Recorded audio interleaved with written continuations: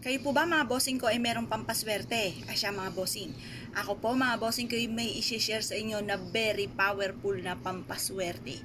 Sikreto lamang po ito mga bossing, pero kung nais po ito ipagsabi ay kayo po. Kayo po ang bahala mga bossing. Pero ito po ay kailangan ay may 100% kang paniniwala para mabilis ang takbo na magandang kapalaran mga bossing. Ngayon po mga bossing, subukan nyo po itong gawin. Ngayon mga bossing, harap kayo sa may silangan, magbitbit po kayo ng aking mga mababanggit mga bossing. Kailangan nyo po mga bossing ko ng isang mangkok na bigas, na kagaya po nito mga bossing ko na isang mangkok na bigas mga bossing. At pagkatapos, mas mainam mga bossing ko na, yan, umuha po kayo ng 5 centavo, 10 centavo, 25 centavo, piso, 5 piso, 10 piso, 20 pesos, 50, 100, 200, 500 at 1,000 pesos. Aba, ba't nawawala nga dito ang 500? Nasaan ang 500? Ayan, kailangan po mga bossing ko ay mula maliit, palaki ang inyong pera mga bossing. At mas mainam mga bossing ko na ang perang ito ay nagmula mga bossing ko sa unang-unang pera na matatanggap nyo na Lunes, or kaya po ay buena mano sa inyong tindahan, or kaya po nung bagong taon yung kauna-unahang pera na natanggap po ninyo, or kaya po mga bossing ko, kung kayo nga po, yun nga po yung pinaka-importante yung buena mano. Pero kung wala naman kayong negosyo, kayo po ay mainam kung ano yung kauna-unahang pera na natanggap nyo ng bagong taon, maganda po yun.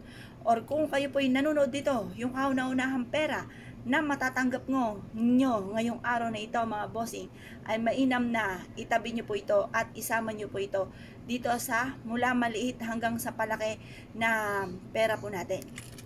Yan, ang ibig sabihin po niyan, pag susunod-sunod din po niyan mula maliit hanggang palaki ang pera po ninyo at kailanman ay hindi na kayo maubusan ng pera.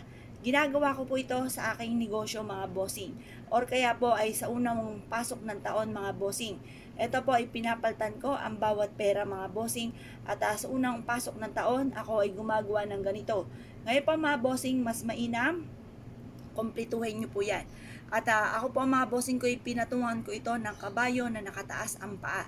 Ang ibig sabihin ng kabayo ay tagumpay sa buhay.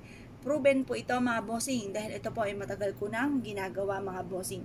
Nag-imis po ako nito mga bossing ko, at mangyari ay siguro natanggal ko ang 500 kaya wala ito. Pero dapat meron tong 500 para walang bungi.